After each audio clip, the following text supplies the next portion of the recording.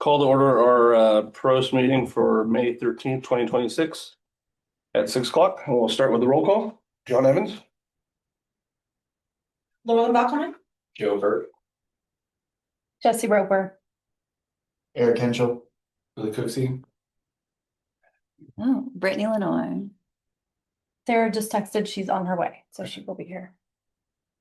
Do we have anybody online for any non-agenda items?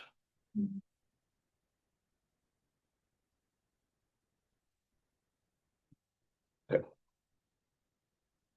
Move on to number 4, approval of minutes. So we are doing March 11, 2026, the regular meeting, March 25th, 2026, work session, and April 8th, 2026, regular meeting. Did everybody have a chance to look over the minutes? Any corrections, edits? Okay. I'll entertain a motion to approve the minutes of those 3 meetings. I'll make a motion to approve the minutes for March 11th, 2026, March 25th, 2026, and April 8th, 2026. I second this motion. All in favor? Aye. Any opposed? Okay. Move on to action items. Transportation mobility master plan updates.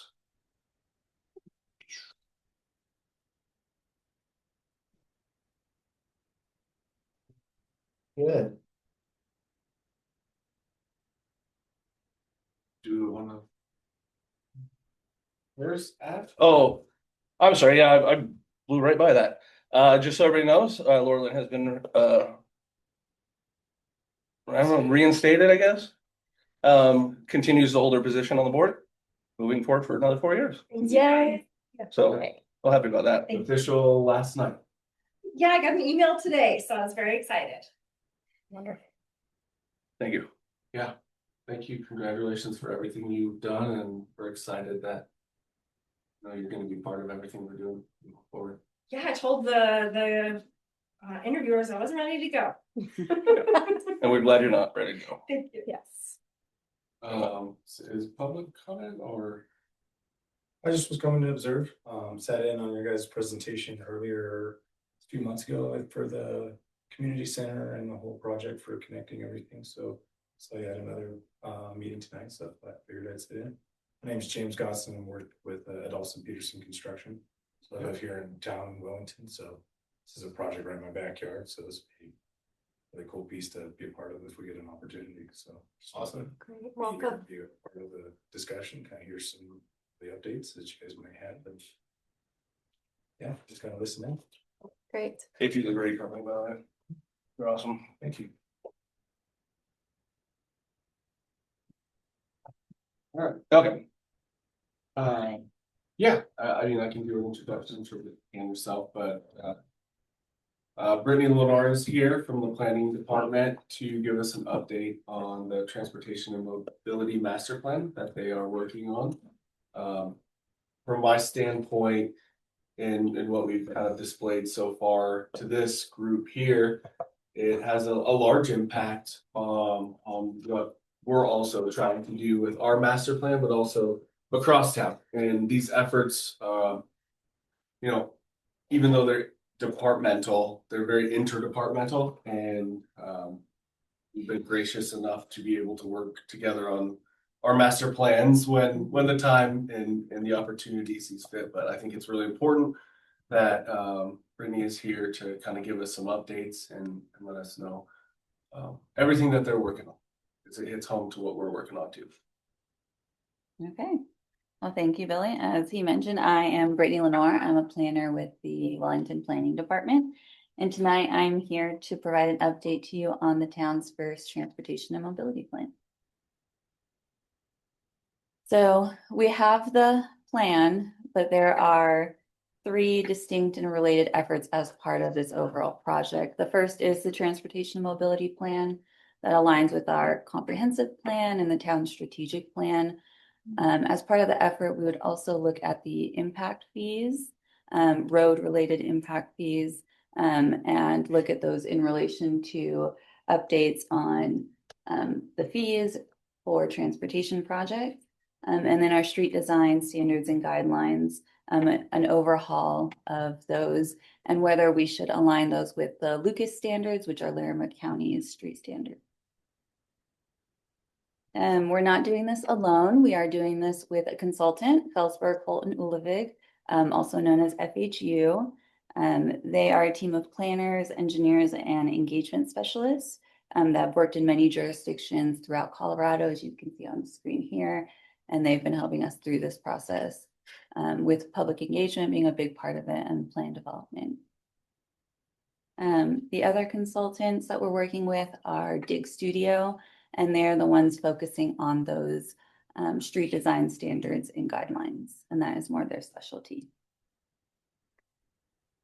So the transportation and mobility plan is a community-driven plan, and as such, we're doing multiple phases of community engagement. The first phase was conducted from October through January, and that focused on creating the foundation of the plan. So the vision and values that Wellington want to see for the transportation mobility plan. So to gather that feedback, we attended a few town events, including the Budget Bonanza in October, a Mingle on Main event in November, and presented to the Senior Center in January. FHU also created a project website, and you can see that on the top right of the screen. It's an interactive feedback map, and that was used to get location-specific feedback on certain intersections, and it allowed you to then categorize as a safety concern, a biking challenge or walking challenge, traffic-related issue, community connection issue, or a good example. And so we did see a lot of engagement in that map, 224 map pins from 112 contributors. And then you did have an opportunity to upvote and downvote comments if something resonated with you. And we saw about 400 of those upvote and downvotes. So it was really good to see that strong engagement in the phase one. In addition to the map, well, the map was promoted through multiple means, not only the in-person engagement, but it was also promoted through social media posts, press releases, and mailers. And we also recorded a podcast with Around the Well, a Wellington podcast that covered the transportation mobility plan that was released in December. So as you can see, we did our best to try and reach the community in multiple ways and multiple times throughout this phase. And so with the first phase of public engagement, we gathered information on the community's values and priorities.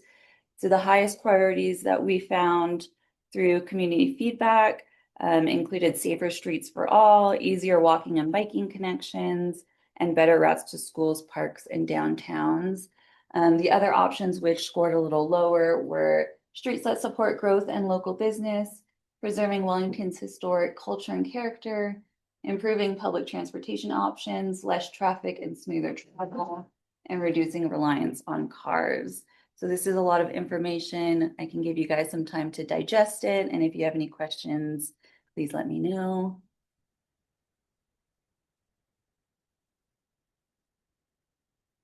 Thoughts? When it's talking about connections with walking and biking, is that just local within this municipality, or are you looking at also connecting into the larger Front Range area with multi-use trail type stuff?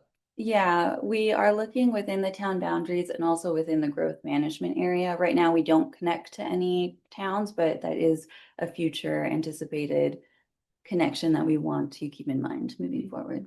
And that's feedback we heard from the community as well.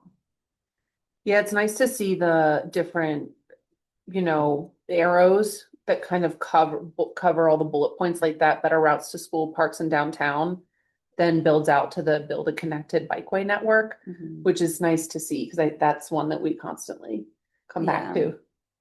Yeah, and we kind of got that through our engagement. On the left of the screen, we had a board that had those options, but then when we had the interactive map, we had these more themes that kind of specified it and helped us siphon what those general feedback meant for the community. So it was a good exercise to have both options for people to look at. Any other questions? I'm kind of surprised that improving public transportation options was so low. We heard that a lot with seniors and with people who had young families, like but when we were doing the engagement, didn't hear a lot of that from other people. And in my experience, I wasn't there for all of them, but yeah. Well, there was a few years back, we were hearing really big about, busing into Fort Collins, and Yeah. I know the senior center in general, transportation to Fort Collins is limited with their bus, so it doesn't surprise me that they would bring up that option. Because it only runs Monday, Wednesday, Friday, Yeah. and its primary purpose is for, medical appointments. And there's even times that people can't get to those, so. Yeah. I work at one of the local breweries, and that's one of the major talking points of people is getting a ride to Fort Collins and back safely without having to pay like hundreds of dollars in Uber fees Right. over a weekend. If they want to go to Pogo Max or, the rodeos or whatever it is out there. Of that was discussed, but it's the same thing. I think it was 2 or 3 years ago, it was all over Facebook, every time you looked. Mm. So it's really surprising that the people still aren't pushing for that, but I think it results also are the results. is a reminder again that we're only hearing from a select portion. Yeah. I mean, we're not getting everybody, the people who are sitting in the brewery providing that feedback may not be the people who are taking the time to fill out a survey. So again, we're looking at the people who are taking the time to make their voices heard. So, it's again in that push of like, okay, folks, if you have an opinion, if you have a feeling about this, a strong feeling about it, then, making sure that we're able to get as much of that out to the public as we possibly can. Yeah, we tried our best to capture as many groups of people as we could, and we do have future phases, so we're hoping to continue to reach diverse communities within Wellington. And I'm sure you're gonna hit on the future phases. Yeah. Right, so. Okay, if there's not any other questions, we can go to the next. I have one more, and this came up out of the meeting from yesterday as well. E-bikes and the travel of e-bikes. Are we considering this as part of this plan? Is this built in, or is this so new that it's not yet been incorporated?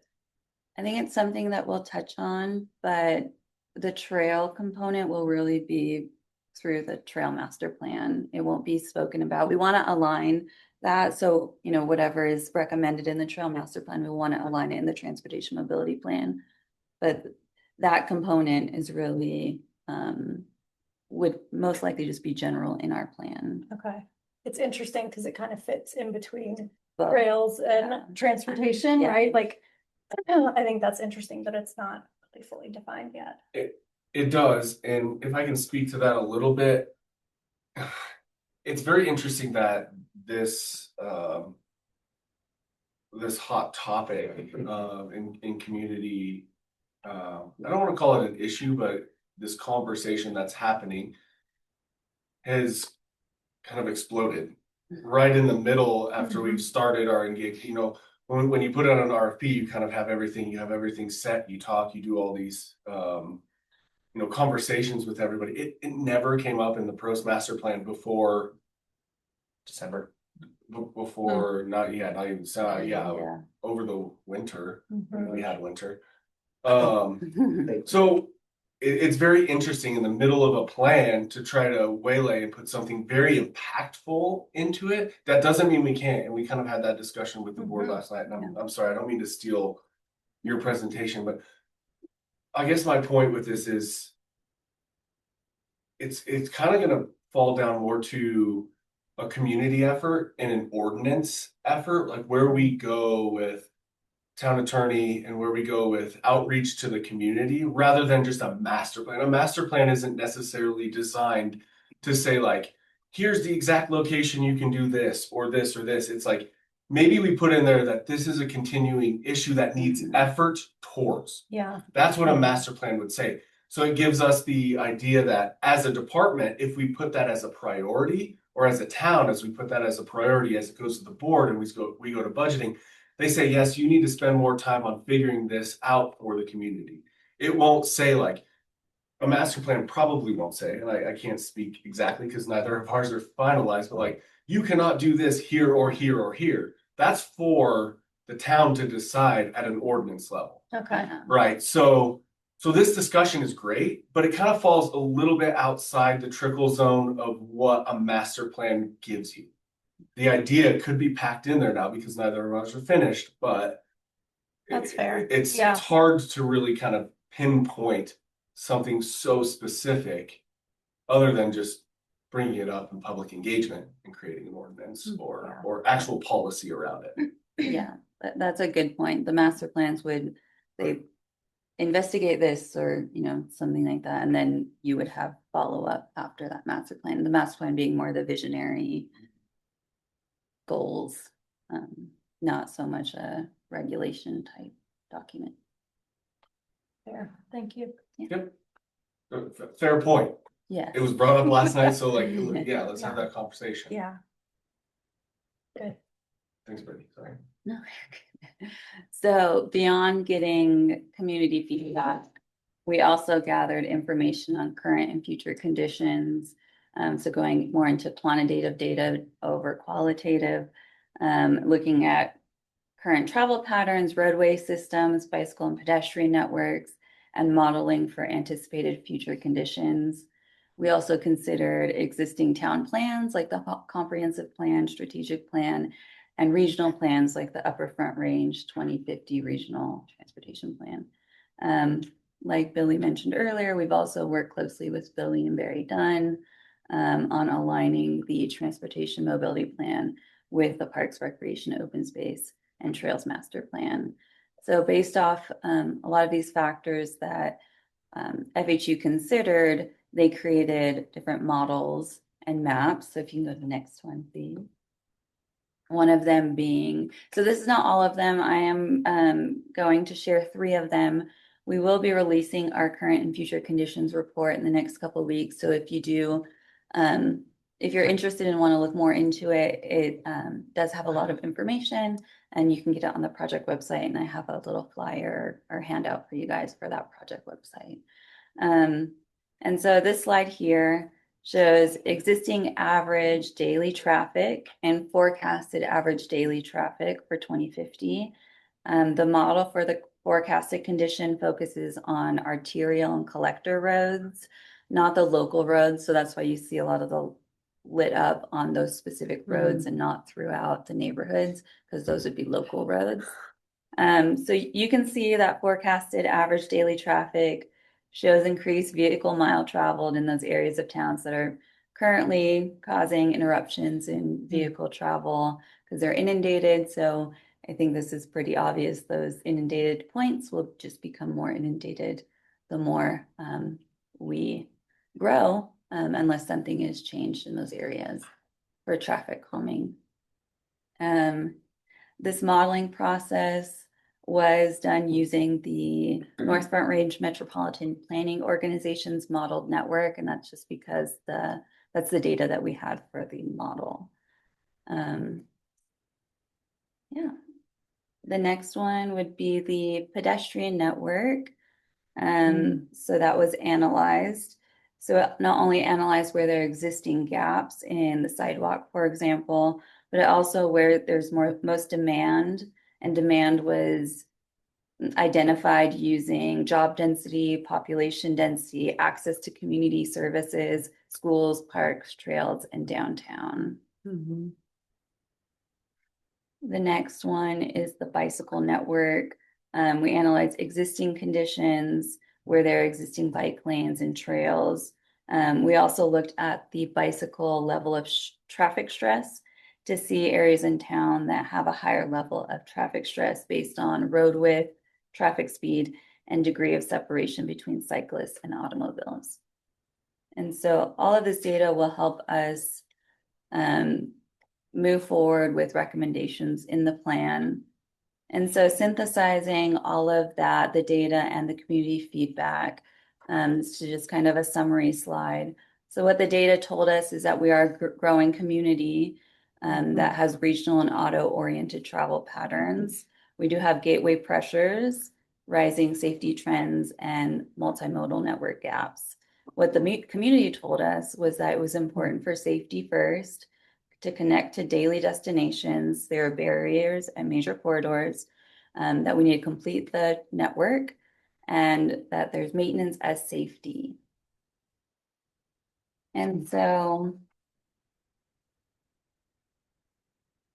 if we want to go back to the other slide, did anyone have any questions for this kind of summary? Any observations, anything you wanted to bring up? If not, that's fine. We can move on. So using all of this, both the conditions report and the community feedback, we did create draft vision, guiding principle, and goals. So just to summarize the vision statement, I'm sure you all know this, but it's nice to get a refresher. A vision is a broad inspirational statement describing the desired long-term future of transportation systems. A guiding principle is a core value that shapes how transportation decisions are made in Wellington. It provides a consistent lens for applying the vision and goals, ensuring that strategies, projects, and investments reflect the needs and experiences of the community.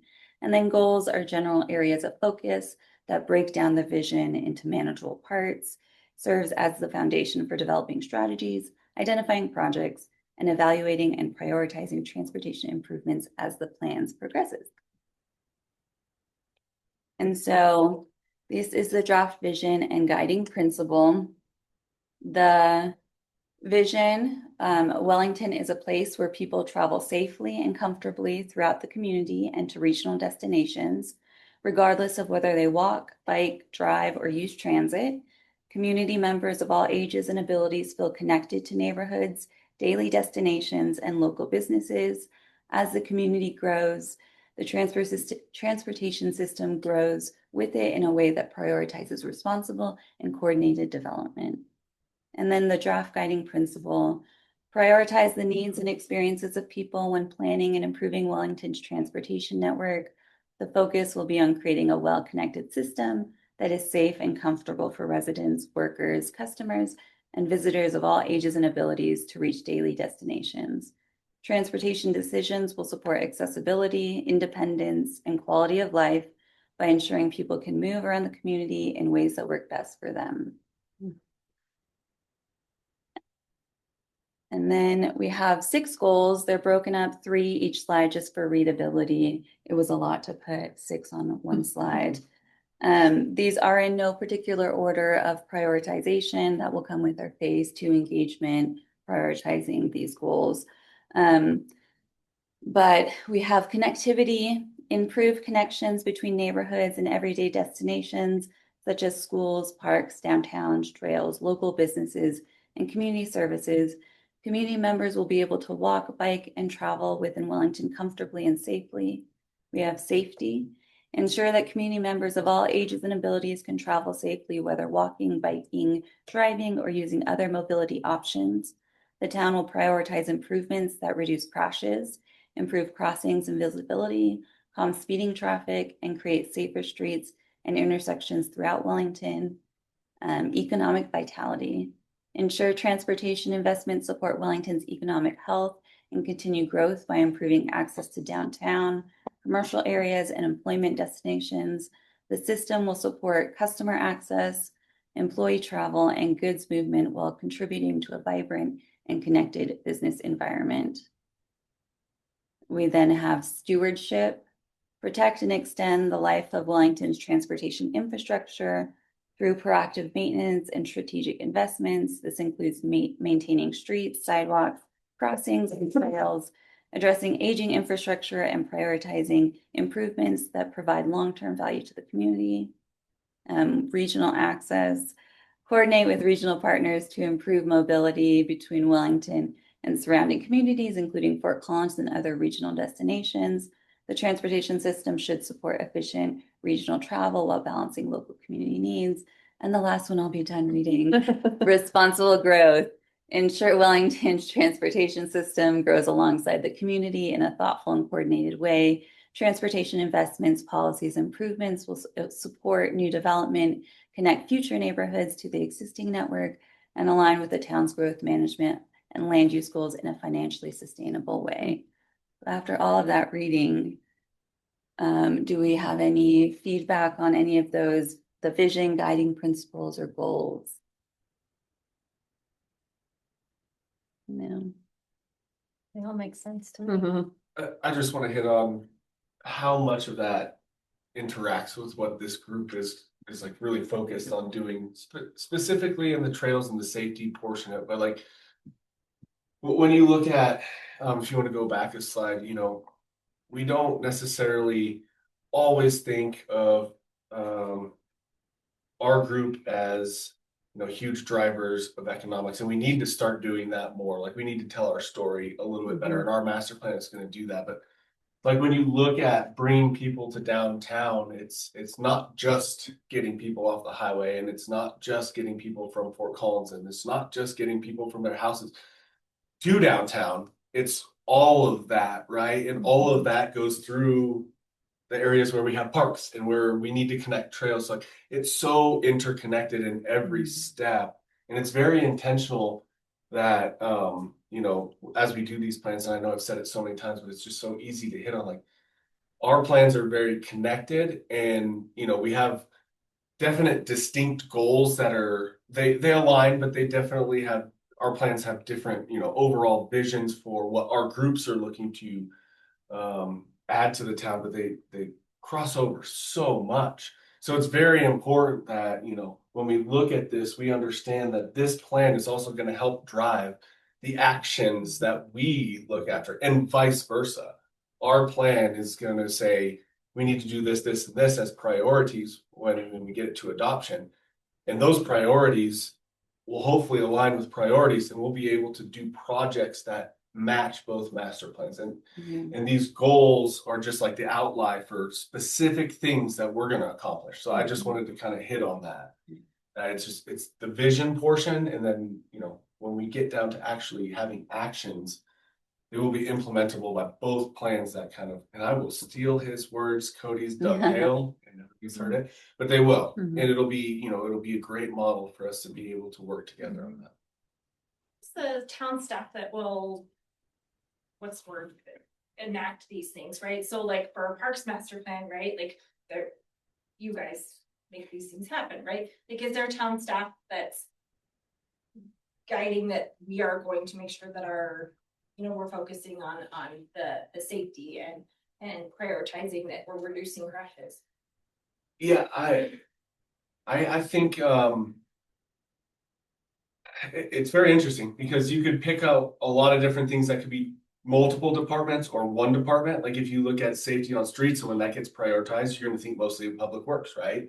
If you think about trail connectivity, you're like, that might be parks driven, but it's also planning driven because we have to go through the process of potentially procuring land or making sure that the areas wanted to have a trail. So it's going to be a lot of everybody. And that's why these plans are very important, that we are aligning our priorities. And then as we go through the budgeting process, we're saying, hey, priority number one this year is going to be really trying to find this trail access piece. It's aligned in this plan, aligned in this plan. We're going with Public Works because they have the ability to do, you know, the pavement. So we have to have a plan together. And that's really what it's all about, is our team coming together with these plans and making it work. Specifically, there will be a lot that is on the planning department for certain things of implementation with this, right? But it will be through cross communication, cross coordination. We sit down at the table all the time to say, like, what is our priority? And then we take it to the board and to say, this is what the master plan says. Or this is what our town strategic plan says. So like we sit down weekly as a team, and then it trickles down to, you know, as the production from the entire town of Wellington staff. And then we're also able to put pressure on like Lenoir County for things that, like, let's say Highway 1, for instance, right? Like, I know that that's, I don't know, common or whatever you would call that word, but you know, then are we able to kind of put pressure once this comes out, like, hey, we really need to fix this intersection? Yeah, part of our engagement is regional touch points. And so talking with Larimer County and other partners about some of that. You know, there are regional plans that address that, and Wellington is a part of a few regional plans. And so this can just bolster that and put us in the forefront for those discussions. Yeah. Partnerships is gonna be key. Yeah.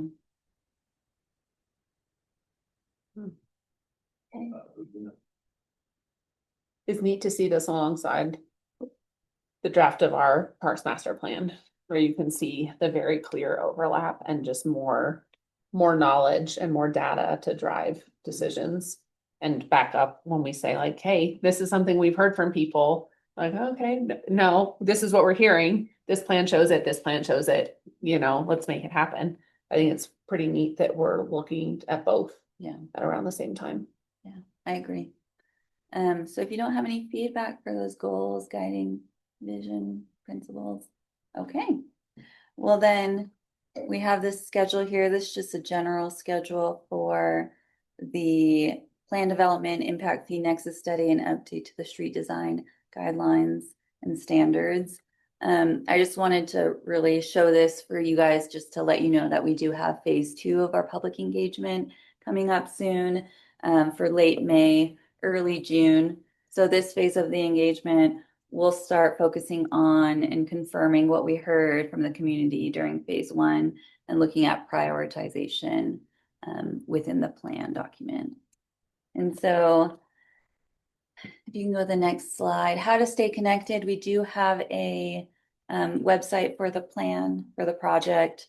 It's that URL up at the top. And if you do want to put your email information in, you can stay updated on the plan progress. And right now, like I said, we did our first phase of community input, vision, and values. So in the end of this month, early June, we'll look at that phase 2. I do have these cards here that have the QR code and the URL for the web page. And that's where we will post the engagement activities for this phase 2. So keep an eye out for those coming out, and I'll pass these around if you guys want to take them. Is the website still open? Yes. Okay. Yes. It's actually Remember I really, it's really Yeah. cool when you have a chance to look at that. I- I haven't dived into this a ton, Pinned a bunch of stuff. I but just the didn't know if map it was- is, and it's super neat to know. I don't know why mine recentered, but, oh, sorry, I passed one, the one that was supposed to stay with me. Not fully functional right now. Finalized printer. Yes. And then once that boots on the ground as fast as possible afterwards, once you determine what is the most prioritized and how to enact on that. This plan document is a 20-year plan, so Yeah, it's really a long range. Yeah. So as part of the implementation table that we'll have as part of the plan document, we do have like prioritization. So, and what that looks like within the year versus 5 to 10, 10 to 20 year. Yeah. Excited. So thank you for your time today, for listening to me read out all of those guiding principles, visions, and goals. And thank you for all the input you guys provided today. Thank you. Thank you. Thank you. It's great. Thanks, Brittany. This is amazing. Anything else for Brittany? Appreciate you stopping by. Yeah, thank you. Yeah.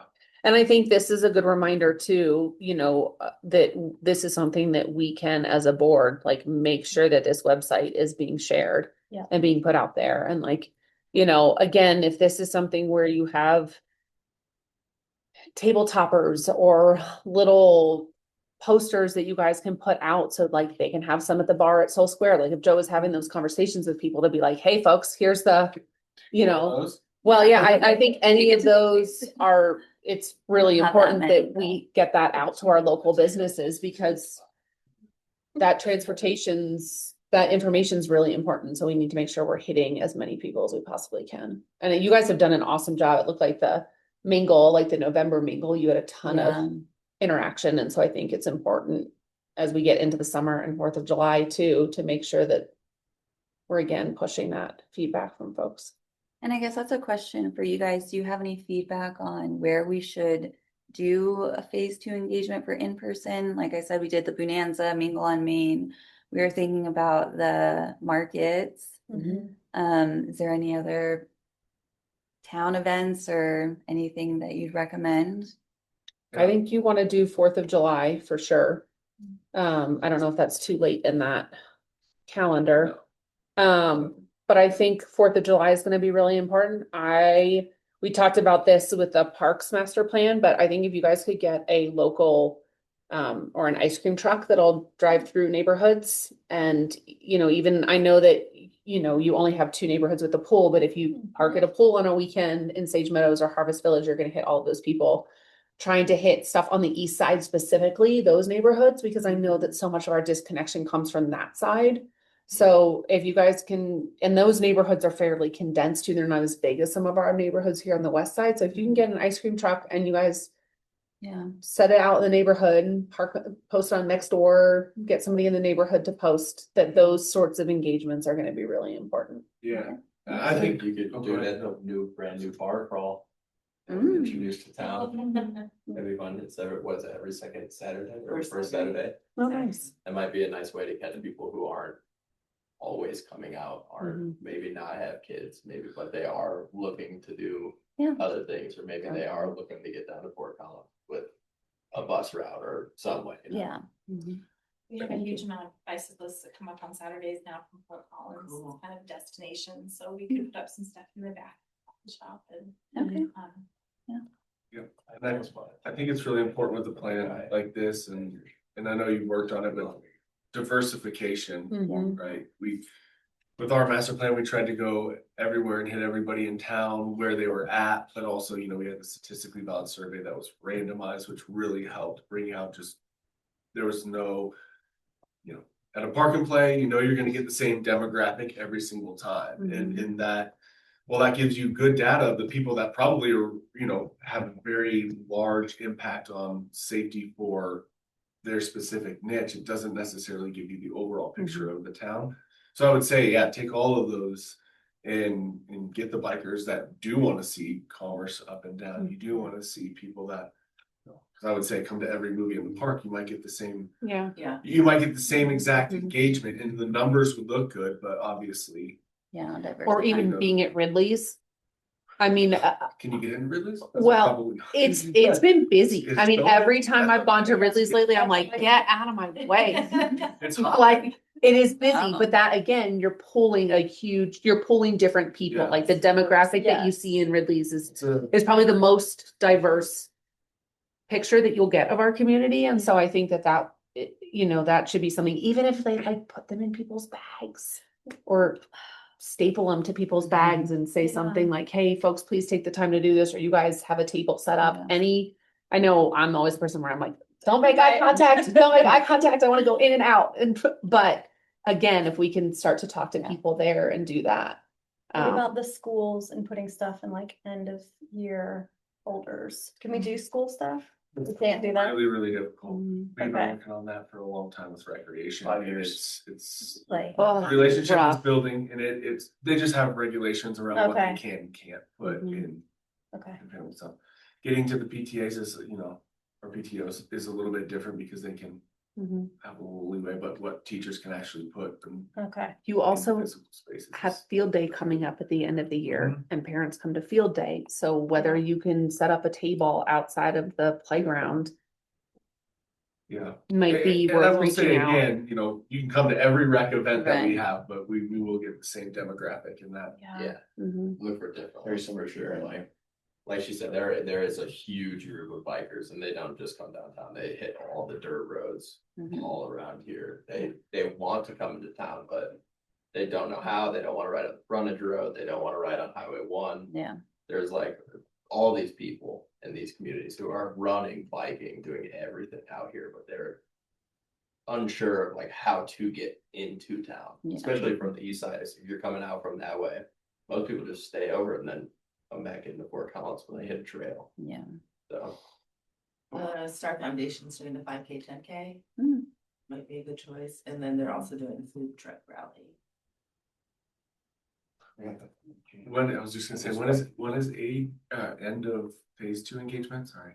Middle of July. Yeah. Oh, right there. Even with classes, that's rough. Yeah, why don't we connect on a few events that are coming up for the town, but I think those are all great suggestions. The one that I would say too is we did partner with one of the local breweries to do an event there because they were willing to host us and have our contractors there to just like engage on a person to person level. Yeah. So, Mhm. well, just other things that we did. Tara is talking about trying to do a small scale brew fest since the big one won't be happening. So if I know that that's a go, I'll get you the date for that, Okay. because that would be another one. So you have 4,000 things to get to in a Yeah. month and a half. Yeah. Well, thank you. This was very helpful. I appreciate it. Thank you. Yeah, Yeah. It's great information. really appreciate that. Okay. Huh? I'll stay. It's up to you. I'll stay. Okay. Moving on to PROST master plan draft presentation. Let me be honest, I didn't know how you guys wanted to see the information. I don't know if you had a chance to watch the full presentation that we put in front of the Board of Trustees last night with all of their comments and questions moving forward.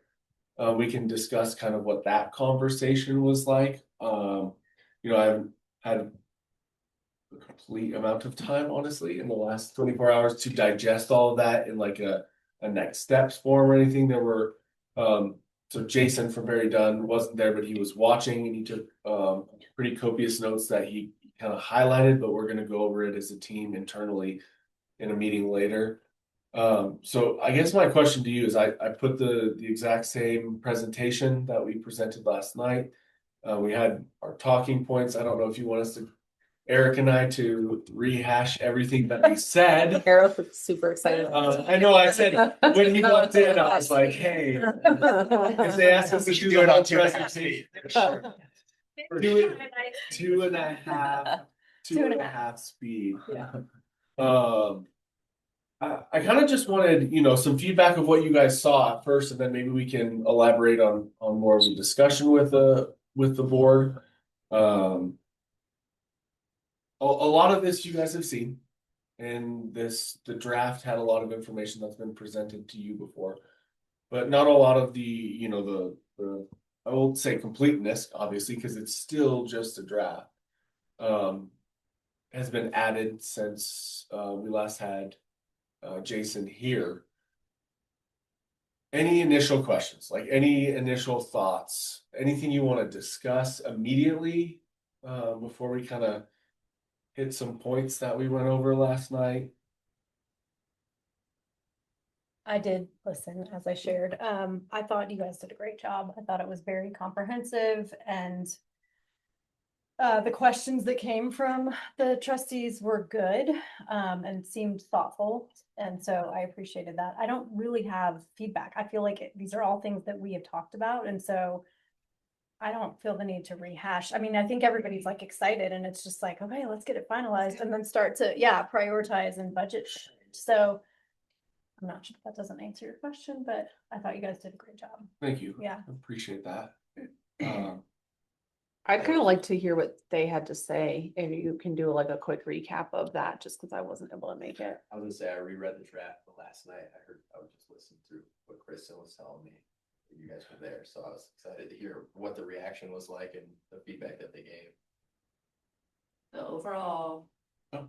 pretty regular feedback was, how we pick, right? Mhm. So, one of the key takeaways, I think, is that we're gonna have the CIP plan of like what projects, and I guess usually CIP is a 5-year plan, but it's beneficial to look even further than 5 years for a lot of these projects. Yeah. So, so that was our reoccurring thing. The idea of like how this impacts economic development, what the actual payoff is for these kind of programs. Obviously, that's not, you don't make these things to necessarily make money. That's not really the parks rule, but how you get your money back, essentially. So there was a lot of talk about a community center. I did bring up the event space and infrastructure needs for event space. E-bikes were brought up of how we can help make e-bikes safer in a place, in a designated place to do those type of activities. That was a concern that was brought up. That we hadn't really considered before, so we asked for that to be considered and included in the future. What else, Billy? What was the other? I think going back to the CIP thing, it was very much about figuring out a way to display prioritization so that when it comes to budgeting time, we can really look at it as an overall, what the economic impact is, as you stated, what the impact is to the local community, to the general community, to everybody, so we can kind of, as a group, PROST board, town staff, board of trustees, continued also engagement with the community, really figure out what's going to make the most impact. Like, we have all of the things we need to do. Where do we start? Why do we start? And what's going to make the most impact? And then we go with those, right? And then if it's a large impact, how much time are we going to spend on that? And then also, it was brought up too, which this group has done a really good job of, is prioritizing things that we can take care of on a year-to-year basis. It's called the low-hanging fruit, is what one of the trustees said last night, or things we can actually we can take action on immediately. And I brought up the fact that you guys have already done this, right? We have it used to be called the PROST wish list. Now it's a PROST priorities list, and we have color graded those. So basically something similar, that where it's categorized to, okay, what can we do operationally, right? That we can decide in this group and just say, hey, this is a $10,000 thing. We need to do 5 of these this year because that is what the master plan says. Taking care of 6 or 7 of these is going to save us money over the long run. We'll decide as this group. Great, we can do that. But then what's in the 10 to 20 range, the 50 range, the $1 million range, like if it gets to that point, right? So where those priorities are, and then that aligns with what town staff does with our time, where we prioritize our time. So kind of coming up with a conceptual way and then putting it on paper in this plan to say high impact, long term, but we need to start working on it now, versus high impact, saves money over time, we can get this done in a year, and everything in between. And I know that might be a little confusing, but we're going to try to figure out a way to make sure with Barry Dunn, they heard it loud and clear, like, okay, we can do this. We can make priorities, prioritize rankings of everything, and then also figure out, a way to make sure that it's short-term, long-term, medium-term, and all. Another thing brought up was the direct correlation between cost and actual effect, right? Like we could dig a hole in the ground, put a pool in, it's gonna be really pricey, but a lot of people ask for that versus it's super cheap, not super cheap. Relative compared to building a community center, it's really cheap to add tennis courts, something like that. So that was the conversation had, can we also get some view of high impact, super easy to pay for, or really high impact, really hard to pay for, or really hard to pay for, how's the impact?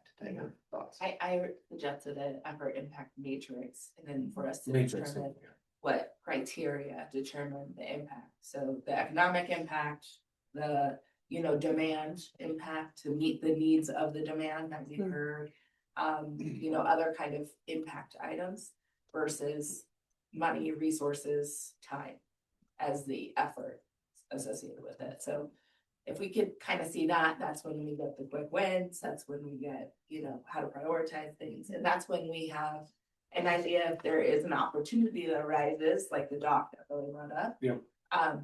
If an opportunity arises or a grant arises, we can look at that and say, hey, we got that right there. This is going to take care of that, or it can lessen the resource requirements for a project and put it in a better quadrant for us to start taking action on that now. So that's how I'd like to see it, and then really clearly developed criteria for that too. So it's defensible of saying we are taking on this big project, but the demand was there and the impact will be there and all these things will be there. So to kind of prove that is a good project for us to pursue. So can I nerd out for a second? Yeah. I literally just finished a section in my studying on municipal debt and why feasibility studies are done around municipal debt and revenue-based bond. And so I assume this conversation has happened townwide, but typically when a feasibility study is done, it's the first step in determining whether a municipality has the demand, the revenue, the economic backing, the diversity to issue something like a revenue bond, which is referred to as a self-supporting bond, meaning that the revenue that building or option like a community center then has the demand and the revenue that comes from it to help pay off the debt for the bonds that are issued. And it's a whole, I mean, it's way more complex than that. But when we talk about a community center, I'm curious, has the bond issuance or a self-supporting revenue bond been part of the conversation that you're looking at taking from a feasibility study? This is the topic that I'm bringing to strategic planning tomorrow. Okay. They build funds like that. Yeah. It's how Yeah, most yeah. think schools are a little trickier because they don't necessarily feed you revenue, but it would be like a town looking at putting in an aquarium. Like, are we going to have enough revenue and demand for this to pay off a debt that we're taking? Right. And that's a way more complex, but I had to nerd out a little bit. I Sorry. think that specifically is just one avenue of funding, Mhm. right? We Mhm. also last night talked about the potential in, depending on where we're at, the need to either partner or just bring outside resources in completely. Mhm. Mhm. Again, the master plan is just about the vision and what the community wants. It then is up to us as town staff and trustees and boards to then figure out the best way to get that forward. Mhm. Right, Mhm. so the next step, we will have the pro forma, which will say what it costs to run a facility that would generally look like what the community said that it would need to basically uphold all of the things that the community wants. I don't know, I kind of want a backhand way to just say like, Mhm. here's what a community center looks like, and then here's what it's gonna cost to Yep. to run it. Yep. It probably won't say like, here's the bond structure or what partners you would say Yeah. immediately. It would say That like, would be next. if yeah. Yeah. So then we would say, how are we gonna generate that revenue? Well, maybe we use partnership, all the kind of things that we would all look at to appease what the community has said they want in the community center or in a trail Right. or in a pickleball court, like all of those things. Mhm. Any one of those situations, we will have to evaluate where the capital is going to come from. But this plan will say, this is what is wanted. This is when you should probably think to do it in the next 2 to 3 years, because it is a high priority Mhm. based on the matrix. Mhm. Then we get to decide how to fund it. Yeah. Yeah. How does, And go ahead. how does I've never really thought about it before, but we pay a crazy amount of sales tax. How does the sales tax that we, as a business pay in, where does that come back into the town? So as far as parks go, we get, so there's a 1% sales tax for parks and public works. Public works gets 0.55% of 1% or 0.55, and we get 0.45, so 45% of one. And then in general, it just goes, all sales tax goes into the general fund. And Yeah. then if you look at the budget, then you can see what's allocated to each department. Okay. So, but it's funded by the general fund. The most expensive thing in our general fund is safety. So about the amount that we bring in for all sales tax just pays our contract to Lenoir County Sheriff. To the sheriff's, Mm-hmm. okay. Yeah, so, and then, so the other income parts of there would be property tax. So that's what funds the general fund. But this, we have already budgeted to take something to voters this year. We decided not to pursue. But we already have a budgeted item of taking a topic to the voters to ask them a question. Mhm. So that's kind of what I'm gonna be pursuing during strategic planning, of saying, the public said they don't want home rule, or they don't trust us, or we're not quite sure how to move forward on that, but now's not the time. But what we do have is loud and clear a need for recreation, in those kind of programs. So whether or not we might ask voters their opinion on that, of how to fund that. So. And that's typically a general, if I remember right, it's a general obligation bond, has to go to both voters. It's a different kind of ask. There's a There's lot of different so many options, and I'm not different- sure again, like what we would pursue, which would be the best solution, but Mhm. I mean, that's, for example, for Eaton, they had 3 different measures brought to an election for their to create a recreation district and for bonds and for actually an additional some mills, I think. So all 3 of those passed no problem to support the Eden rec district. So I'm not saying we would do that. That's just how they did it. But that's kind of a same example of trying to figure out how to pay for it and balance from which sources and what to do. So I don't know. That's something I've been pushing. So we'll see what the rest of the board thinks about that. And then we might use those budgeted funds for different purposes. So yeah. And the nice part about all that too is like, we're not at no point in time, like, are we gonna be reinventing the wheel? Well, hopefully we can come up with some really cool original ideas, but there's a lot of community centers or recreation centers or whatever they are that have been built on thousands of different options and opportunities. And like Billy and I being able to have those connections and talk to people, you know, across state lines in different areas who have done things, you know, talk about like the value of us going to something like an RPA conference. Like I sat in on something where I don't remember the city, but it was in Texas, and they were only subsidizing 40% of their like staff cost for the building, but they weren't paying off any more of the building.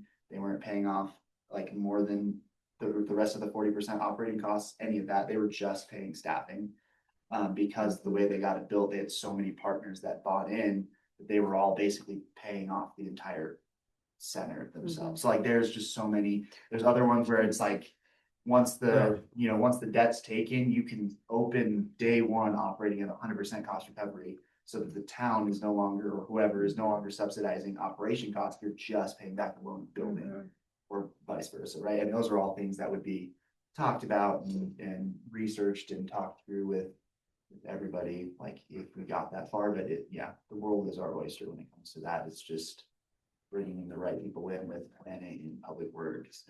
And deciding if it is right for our community, right? It is stated in this draft plan, and all the data says that it is something to pursue. And it has been, this draft plan of a community center feasibility study is something that the town has tried to pursue for a long time. So we're in the right place. You know, so having this in our hands and then making the decision to pursue it is potentially the next step. It was acknowledged during our discussion as the board too, like how many of the items that had high demand or requested there would be accomplished by the community center. So it would meet so many of the different needs. Yeah, and we know that no matter what we do in our community, it can't serve one purpose, right? There are very, very minimal things in our, such as this space, right? That minimal amenities in general, any of our infrastructure that serves just one specific purpose. So when we look at a potential community center, or when we look to connect trails, it has to be a long-term vision. It can't just say, why are we connecting this trail to go, you know, to finally go theoretically down 3rd Street? Well, it's a long-term vision to connect the community to Fort Collins, all the way up to Soap. So like, we have to have those plans in place, and not just a one thing. It's to connect for schools, it's connect for commerce. Like there's multiple reasons.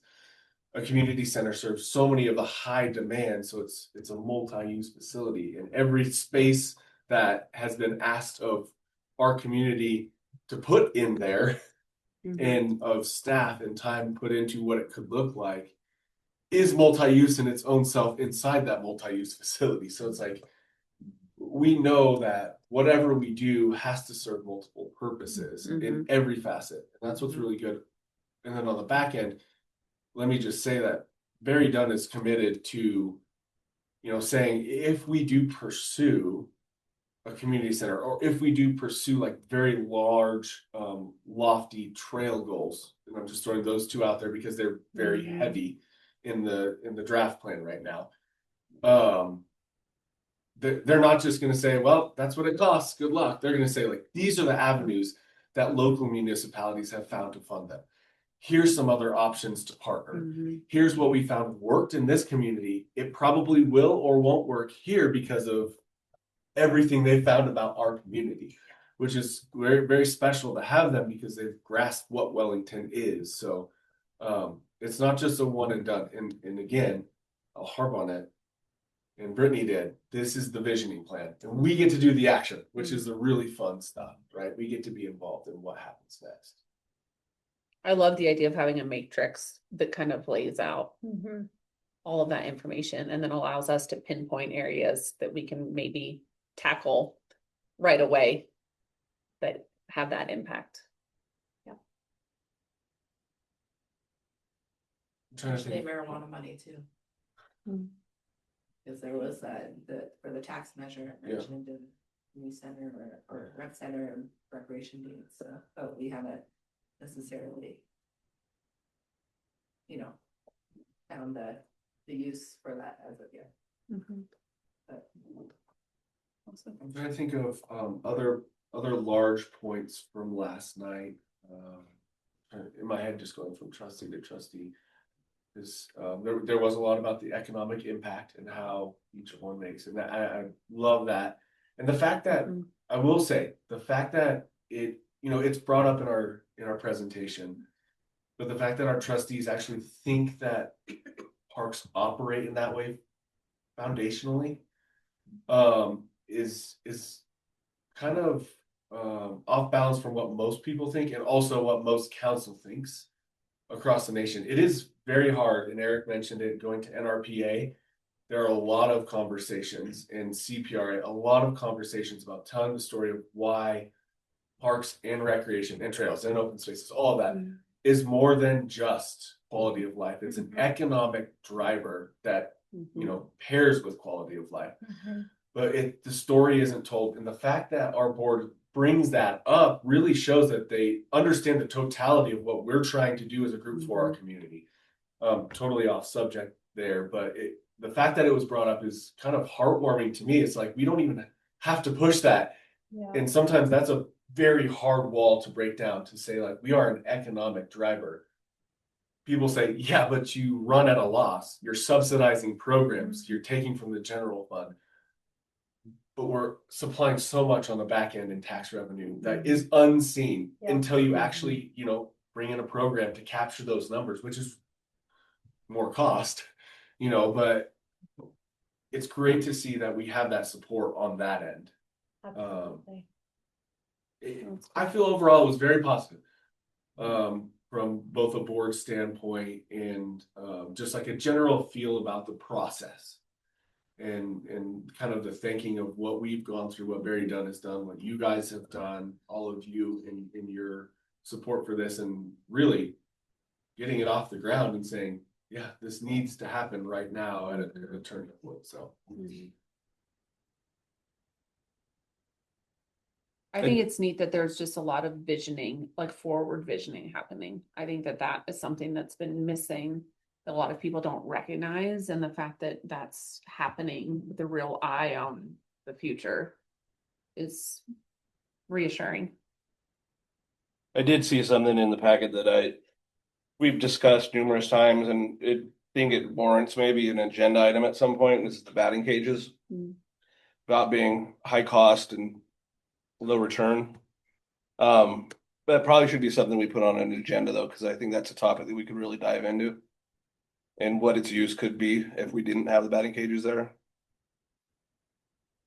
I think it's Trustees, didn't that come to a vote with the trustees at one point? They decided not to take action on this for the budget this year. yeah, it wasn't a specific vote. I don't think it was just a general consensus Yeah. that as one of the town amenities that we currently have, Uh-huh. it's even though it runs at a cost deficit, which is and was noted very great to the parks fund. Taking away one of the amenities is at that point was a discussion point that was kind of stopped. It seems more appropriate to do this plan first. before Yeah. Making any of those.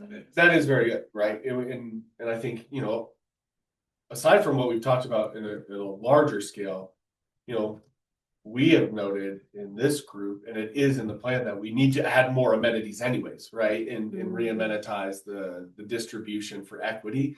And that is very heavy in this plan as well. So, as we continue to work on those CIP that kind of give everybody opportunities, maybe that is a good opportunity for us to bring that back on the table and say, look, now we have other things that are general statuses that keep up with national standard.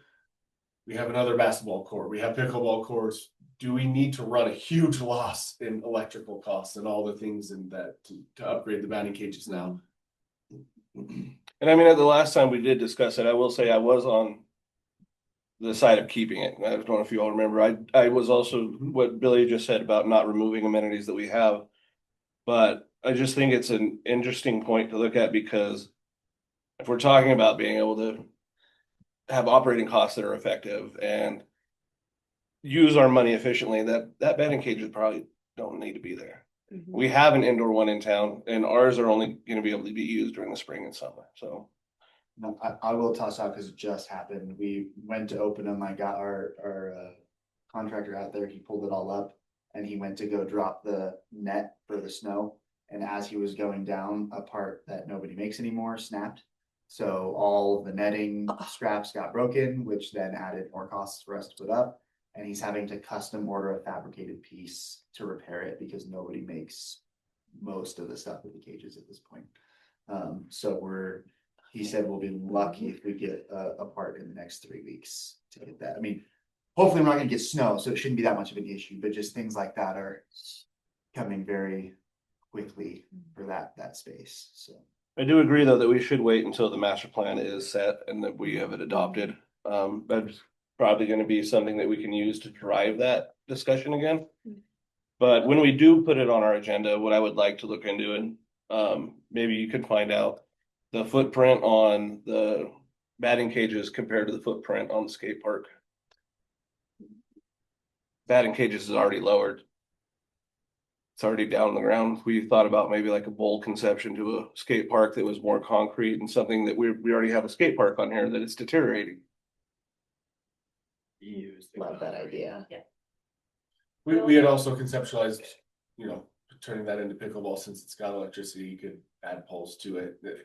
We can go wherever we want with this, but the idea that, in my opinion, if we have the master plan, hopefully adopted in the next month or so, that since last year, the board decided to keep the budget for the batting cages in for this year.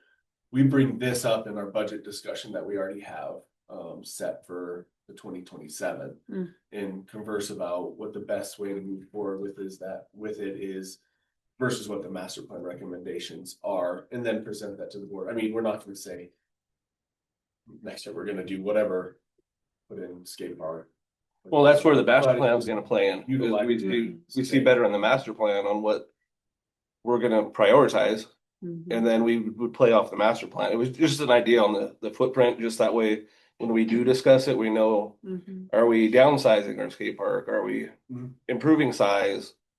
Just so we have an idea of what we're going to try to look at when we do get those priorities in. So just an idea. Fair enough in the budget discussion to add that to it. Yeah. On the note of finalizing the master plan, what are next steps? So we present it to the board. What is the next step when it comes to getting that finalized? Yeah, so we have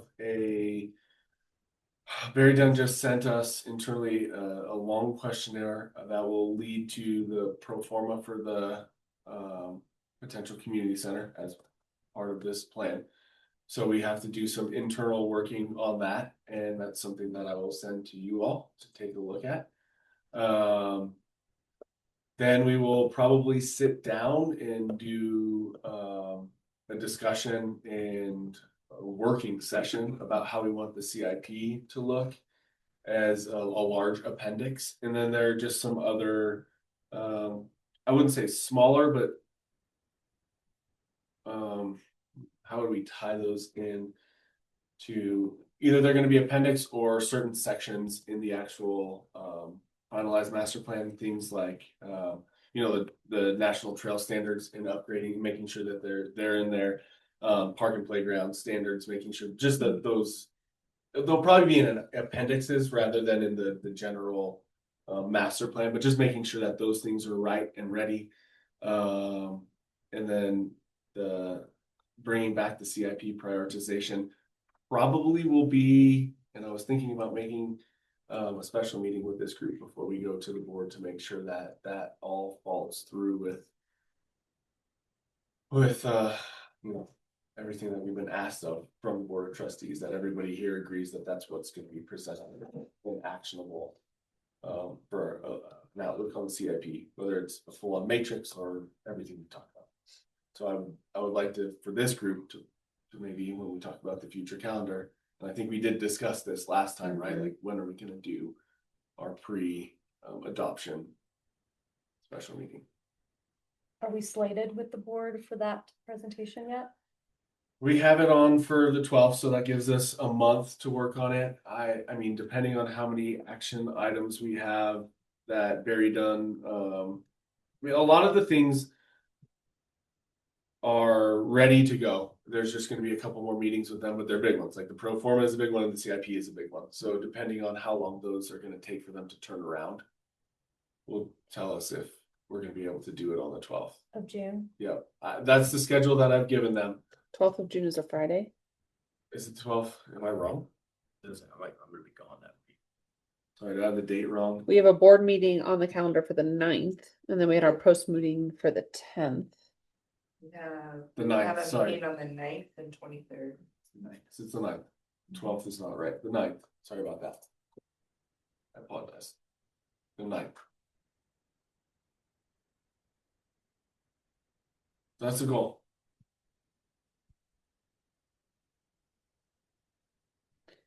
Fast. It is. There's, Be happy. Yep. Mm-hmm. so there's a balance, right? To wait. The wait will probably be after the 4th of July, if not the end of July, based on what the Board of Trustees has on their calendar, because there's the CML conference, which knocks off a couple weeks because that falls on a week of a meeting. And obviously, what was it? The end of June, that second meeting, I think is fully We won't be, I will be here. we won't have that one. backed up. So I believe the earliest then would be either the last meeting in July or the first meeting in August, as far as the Board of Trustees schedule allows for us to go to adoption. It's a time crunch.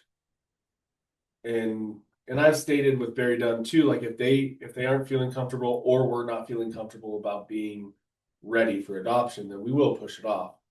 But they're confident that with what we still have to accomplish, then they should be able to turn it around. Okay. Good. Anybody, anything else? Master plan? Then we'll move on. Veterans Day, conversation and planning around the Veterans Garden. I think this was just thrown up there because we want to talk about. I did reach out to another company, but they were already committed with what their sponsorship and volunteer work would be for the year. So I've still got a few calls to make, but not really hitting anything yet. So I think Mike was hoping to have something by the next meeting, by the June meeting, like completely finalized so that we can then turn it into marketing materials for July.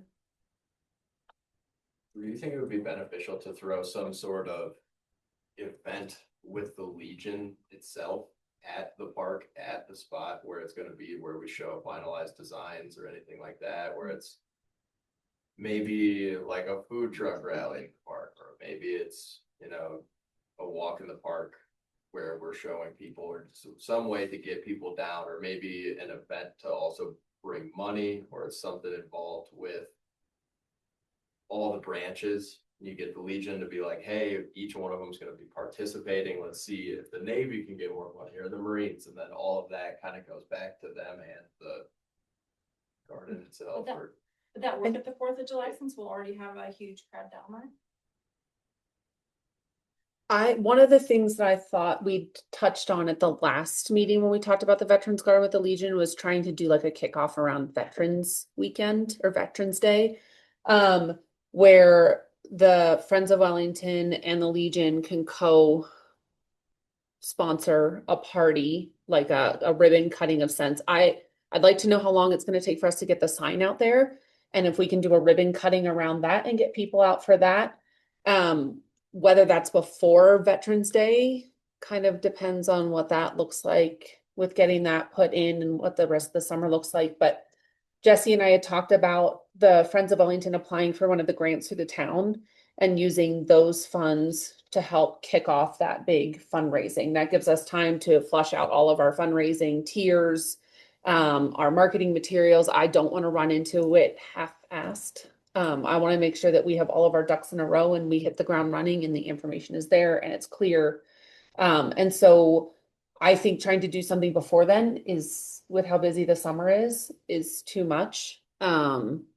Unless we can, I don't think it's a bad idea to see if we can get the sign out. That was the one thing we had talked about, was getting the actual sign up in the location. And then and this gives us time to price out all of our phases. Once we know what every phase is going to cost, then we can flush out those. And that allows us a place to start when we say, hey, we're fundraising for our first tier right now. Cool. We just smashed our first phase 1 tier in a month. What can we do for the next go round? So that would be my preference on how we run into things. But I'm just one person, so I don't wanna. I think like we discussed before, the tiers really are gonna prove to be effective when you're actually asking for money. Like, what if I donate $500? What does that mean? Like, Mhm. and until we have that, it's really hard to get people to promise or set aside money. Mhm. And you can always start something that was like, I'm gonna dedicate this money to you, or I'm gonna say that this is how much I'll donate when you have your options. And then we keep a tally of that, and we're saying like, Do a pledge. and then we get somebody to do a match on it. Mhm. And so then all these people donate, we get $5,000, and then the board, matches 5,000 for us. Mhm. Something like that. But until we know. I mean, Yeah. I'm just one, I'm one of them, but Yeah. bring the request. A couple different versions, a couple different ideas. It'd be really cool over the next month if everybody could send in their ideas. So we can, throw it all together and try to come up with something that we agree on in this problem. Mhm. I'm more than happy to connect with Megan about helping us outline, but again, I think our biggest thing was we need to know cost for each phase. That Yeah. has to, So if Mike Be brings the that, next. kind of the final design, then we can associate cost with everything. It'll be dimensioned so we can. Right. Especially with concrete. Yeah. Mhm. And that's the biggest thing, we can't associate till we have final design, but yeah. that would be ideal. Because if we can, we've got 4th of July and all the other big ones that you guys are, that takes up a lot of your time and energy headed from now probably into 4th of July. Let's go. And we can plan on our August time being when we really sit down and we start to finalize. Then we have from August to November to get things. And Jesse and I can work on getting that application in sooner rather than later too, so that those funds don't run out. And we'll work hand in hand with the Legion. We obviously know that that's something we need to be doing a better job of. So connecting with them and making sure, like, I love the idea of setting it branch against branch. Like, let's see which branch can raise the most. They all love competition. Exactly. So, yeah, I've heard a couple of them talking. yeah. I think that's kind of a perfect thing that we can focus on for Veterans Day too. So. We have so many current service too, like, Mhm. that are serving, our guards and stuff from Cheyenne and Greeley and all the surrounding areas, so make sure we're.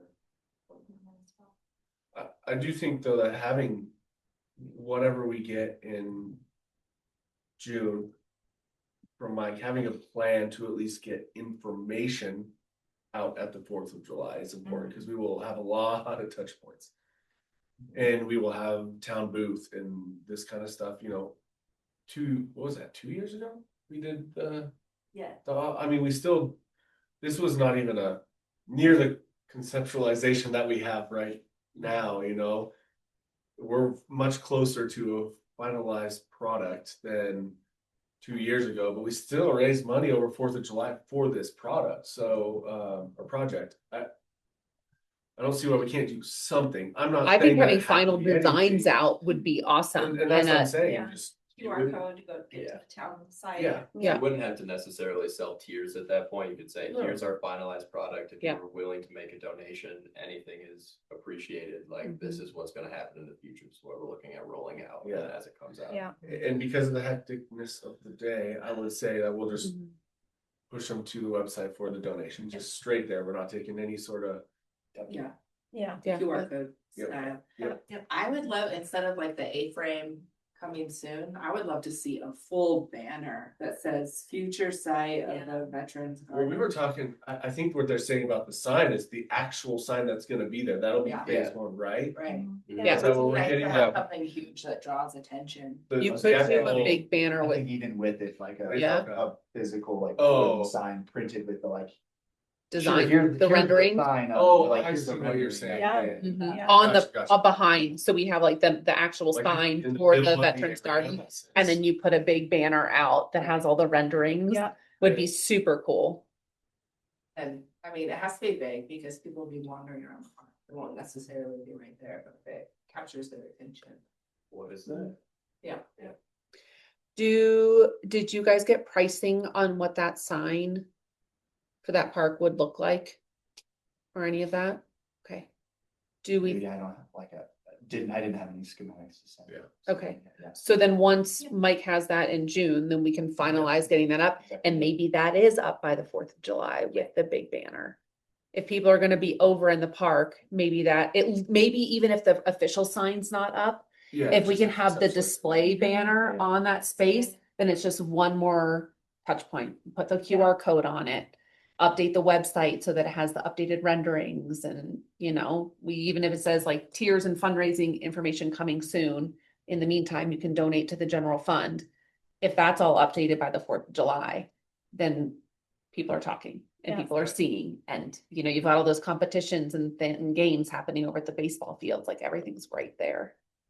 Then you So- might get random people donating that are coming in from Cheyenne or coming in from Greeley or It- Nebraska. This is a big year because there aren't gonna be a lot of celebrations at all. With the City drought? of Fort Collins canceled their parade.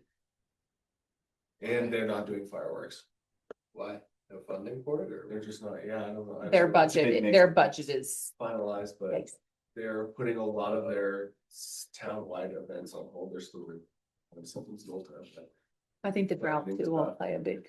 And that Crazy. we'll see what happens with our fireworks. We have no clue what the state Yeah. mandate is gonna be. Like, we're still in a holding pattern for that. So, but regardless, we're still gonna do our event and we might have a lot more people. I think Loveland's toning theirs down too. I don't know what Berthoud's planning on. So I mean, there's a Even if chance Berthoud does that. theirs Oh yeah, Berthoud always does it on the 3rd. on Mhm. Yeah, they do their fireworks on the And we 3rd. always pull a ton of people regardless. I mean, Yeah. we pull Fort Collins people all the time for 4th of July just because people don't want to deal with the chaos of downtown Fort Collins. We're So, expecting both they- this year. yeah, Well, and our fireworks are better. yeah, true. I mean, they start almost 5-10 minutes before theirs do, and they still end after Fort Collins, because you can still see it. It's Yeah. like, okay. I think if we can aim, if that's our kind of our push to get that up and going by 4th of July with all the traffic there, then that's a good starting point. We'll all keep on Mike about getting us those renderings. Yeah. Just. Huge tip. Get it to- Laura would purposely put a text, she's like, "Billy, let's go." Yeah, just keep reminding. But yeah, get them out and then hopefully we can get that like 2 weeks before the meeting and then you would have the opportunity to bring some pricing for the. Okay. Do Do you it. think it's great? Think we can pay for it? With them about- Possibly. Mhm. Right. Yeah. Okay. Still. Good. We'll move on to future calendar. Oh, this will take a while. scrolling back. I know. I was like, how do I get to page? Oh, type it in. Well, probably 91. It is 91. If you just type it in down, oh, yours doesn't have that. Hi, Laurelyn. Bye, Laura. Bye. It reset to 1. Just if you click into the box with a one, oh, never mind. You're there. Just kidding. Anything specific you guys want to see other than what we talked about? Coming up in meetings, I know we always talk about canceling the July meeting. I think we can make that decision where we're at with all the other projects and the master plan come the June meeting. I don't think it's pertinent to either cancel or not cancel the July meeting right now or push it back. I have it on my calendar for July 16th. When we talked about it last time, we had pushed it back. Just wanted to make sure that we're all still good with that, but. And then, I guess the biggest thing we need to discuss is just whether or not we want to do a, special meeting in June.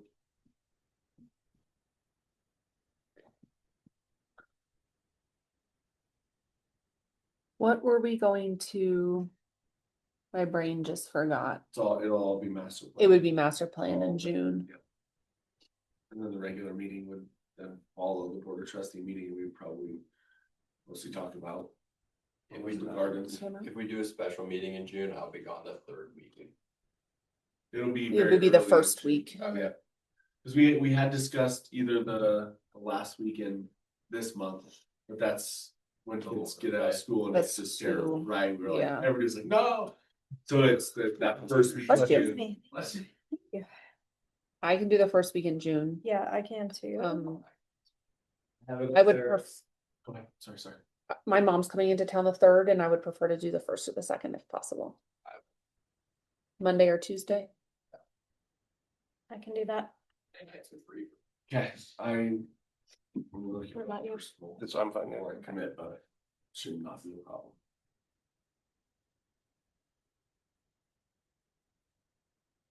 Looks good for me. Yep.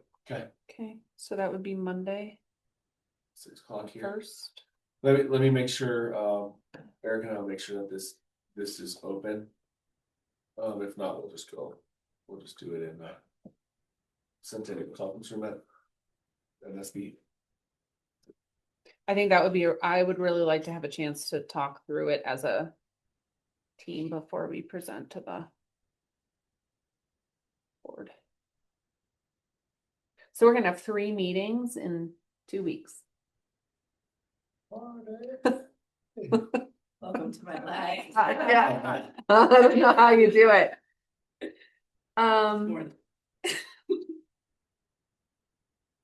Wait, 3 meetings? Well, With the board Oh, meeting. with the board meeting. All right, so the first. Which and is then the- the 10th. yeah, Gotcha. I'm sorry, okay. On the 10th, June do 1st you- is the planning. commission. Yeah, so we'll need to book Centennial. We'll be at the. Yeah, right. so on the 10th, if we're gonna just follow up on that, can we also squeeze in a park visit beforehand? Hmm. Cause we still need to go east side. Or were we gonna wait to do that until after the master plan I was think we were finalized? Is talking about, that what we said? you guys discussed. Go get to you. What were we discussing? Did we discuss waiting on seeing the east side until after the parks master plan for a parks visit? I thought we went, I could be making that up. Thought we were gonna try and do it before. Yeah, I don't know that there'd really be a reason to delay the east side. I think we've talked about how we need to prioritize some things over there. Mm-hmm. And that maybe seeing the parks over there before the master plan comes out. Mm. We can have already put eyes on available areas and then look at the master plan when we're finalized and adopted on that. Cause we have 3 different park visits scheduled for that night. Because they've all got pushed. I know. So do we think east side is a priority for that one, for that meeting?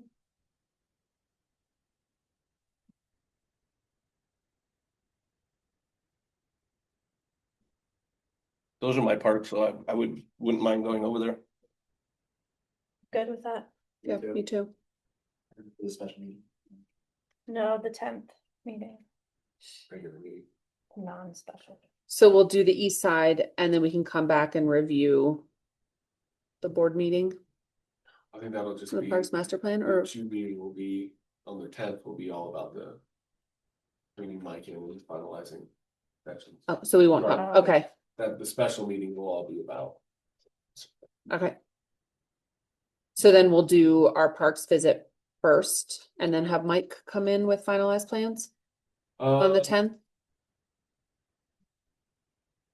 Might be pertinent to do it the other way, just depending on what he has going on, Okay. but I mean, it'll be dark, it'll be light enough by then, right? That we can yeah. push the parks visit to the end. Let's do that then. you know, the agenda that way.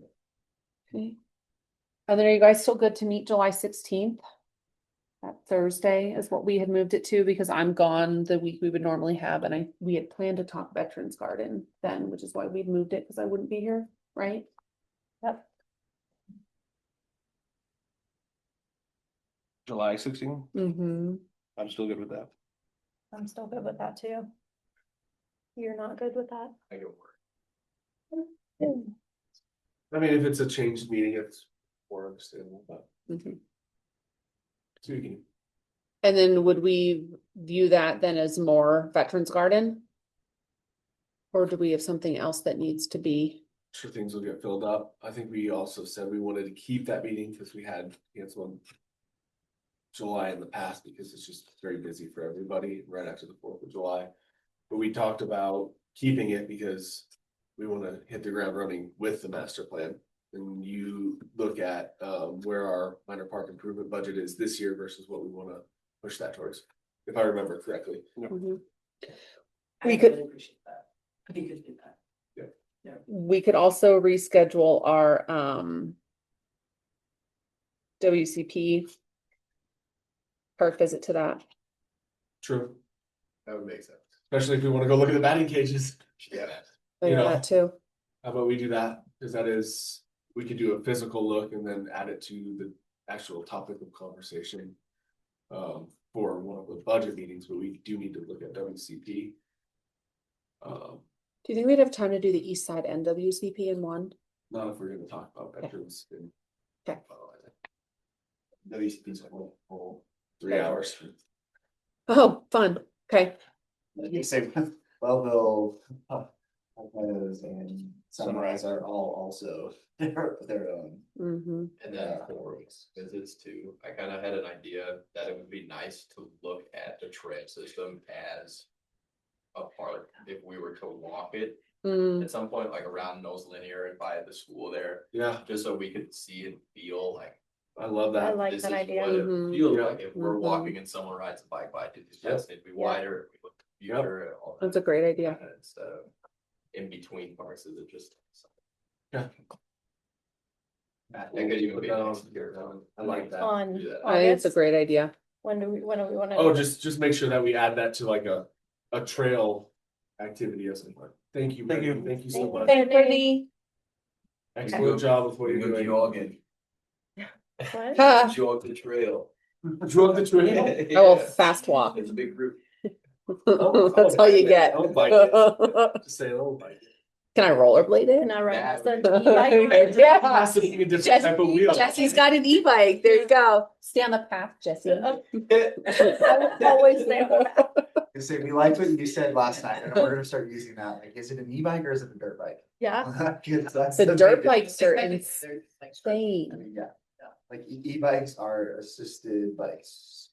A lot of what we're seeing are dirt bikes. Yeah. Dirt bikes. Mhm. yeah. You press a button and it goes. A little bit, the less than an e-bike. It's still cool though. It's just so Cool. affordable now, you know? There's So easy to click order when Tame sells it for $150. What? Oh, yeah, An e-bike on Temu? 100%, yeah, shows up, you know, it. Blow up. Is how big is it? Blow up. Does the chain stay on it? That was like, when I saw that ad, that's It's- when all the. It's a 3D printed e-bike, you guys. Like somebody made it and everyone else is like, we gotta figure out how to do this. Now Oh my all of them are gosh. like really cheap, Yeah, really cheap. a new ordinance for that, by the way, is going to be coming in front of the board. Is it? City. Yeah, Okay, That is a really complex. yeah. Everywhere. Did you Yeah, see the big mom in enough. California that was charged? yes. Why she just someone? No, Her son did. Oh, They charged She her. got charged, yeah. Well, we're done with the calendar. We'll just go over announcements real quick Mhm. Okay. and oh, Billy's back. announcements. Announcements. I was gonna just say that last night there was having conversation about e-bikes, but that was already brought up. Eric brought up the batting cages. We did have, Running. they're up and They running. were open today. When I checked at 5, we'd already had 2 people. Wow. So that's pretty cool. The other person that's starting has to get out of school. So the schedule's up online for the end of May, and then it'll become consistent after that. So I get to train you. Yeah, we have, Right now definitely it's going. up in the air. Just check the website. it's pretty awesome. We have a very dedicated person that was wanting all of the hours for the batting cage this year. So it is actually a perfect opportunity for us to keep them open as long as possible. In the past, trying to piecemeal it together with whomever would come in, you know, we can't have 6 different people. That gets crazy. So we try to do 3, maybe 4 in the past, but we have one person that's very dedicated this year, which is really cool. And then one person to fill in the gaps to extend the hour. So hopefully we'll get a little bit more usage out of it by opening it up more, which is cool. We did have, which is very rare in Colorado, we had an outbreak of disease at the WCP ball fields and the utility field this year. It's not like hopefully what we diagnose, it's not a extremely devastating disease, but should be able to fix it culturally. But if you go drive by, you'll see what I believe is called Ascocata leaf blight. And I never doubt all that. I was so all over it. All right, I will say this is pretty funny. I was so upset. I'm like, we don't get disease in Colorado, but it did so happen that we had the perfect conditions for multiple types of disease. And this specific disease, I won't talk out too much, but it's in the soil everywhere. It just doesn't, we don't have the type of conditions that usually allow for it to happen.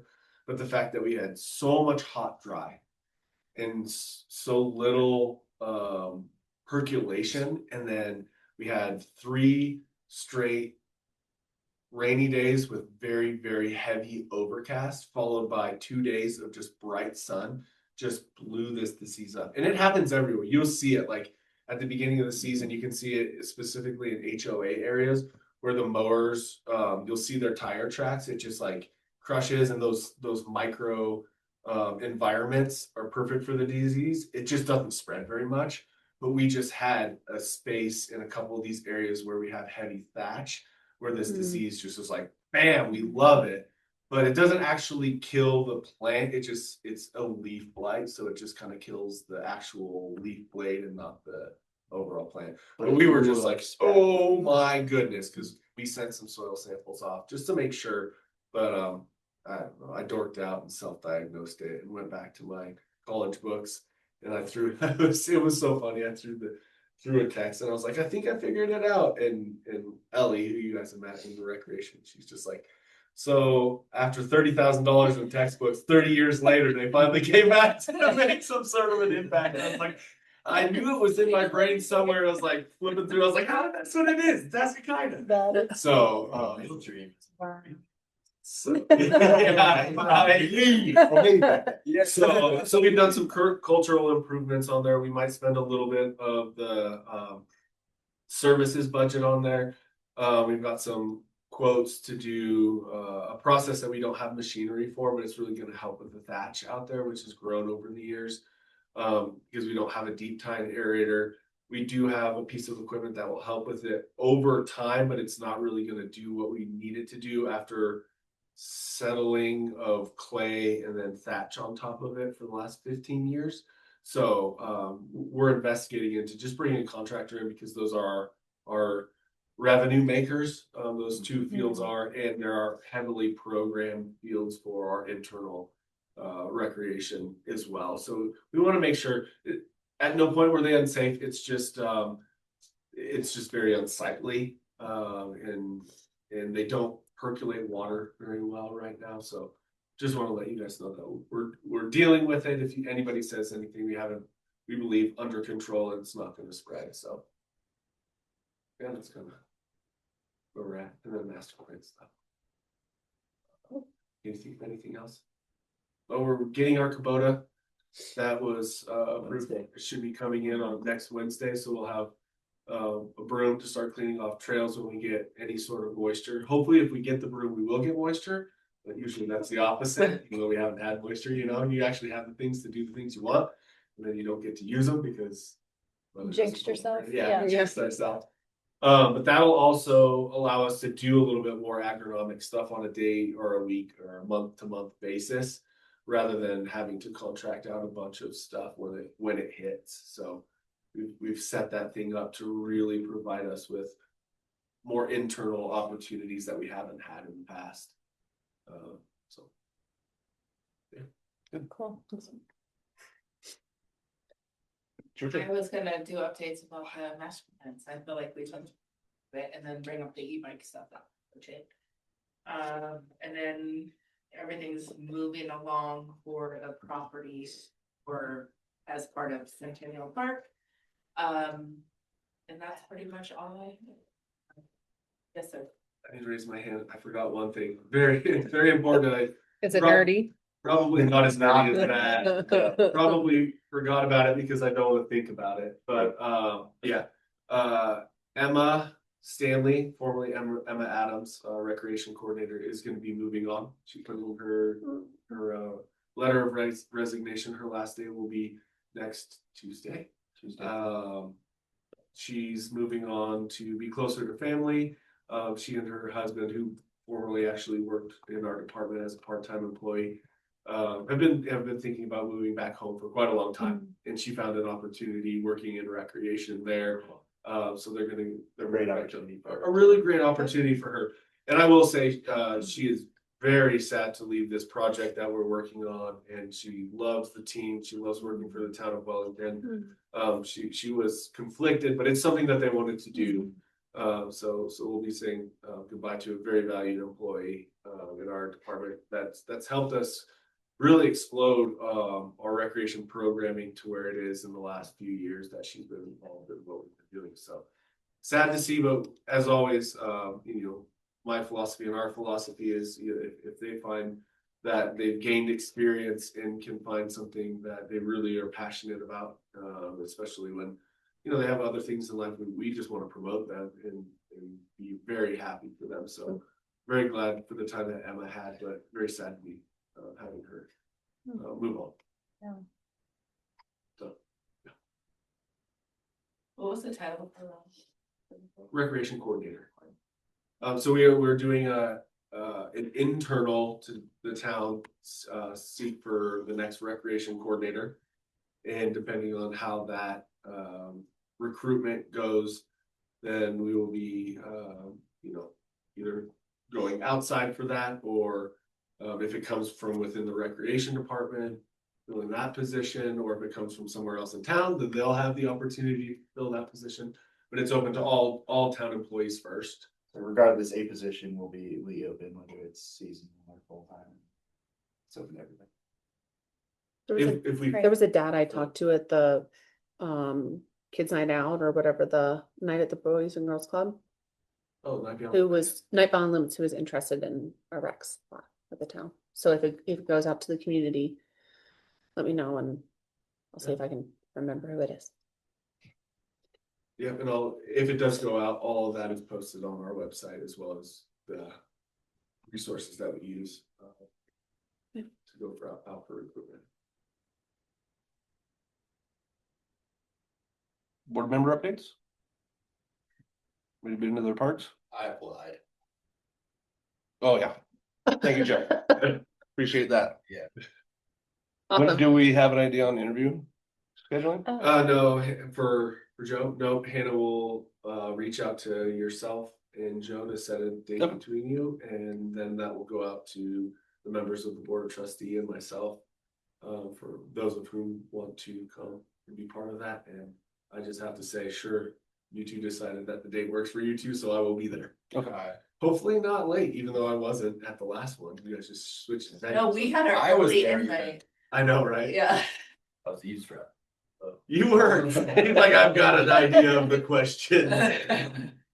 But hey, along those same lines, we are still one seat down, right? Yeah. Because Robert has officially resigned, so that position, that spot on the board is open. So I'm working on please it. Recruit. We need a full board. Yeah. We had talked about expanding the board, but I think we need to fill it first before we Yeah. can think about that, but people should be really excited about the projects you guys are moving forward throughout this group. I have someone, just a matter of trying to get him in. He's an Air Force guy up at FE Warren, so he's only concerned about his schedule if he ends up out on PDY or any of that, but he would be a solid fit.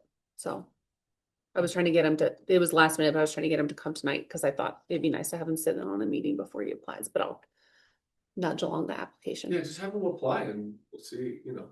Yep. That's why John sits in and makes sure it's a fit for where the vision of this group is. Sounds good. Good. Great. Does anybody have anything else? Just excited. Yeah. Summertime. There's a lot of Busy, busy, things busy. Yeah. moving along. I think it's super exciting to feel like there's movement on the Veterans Garden and the Parks Master Plan. Mhm. So Okay. Then we can adjourn at 7:46. Hooray. Thank you all. thank you.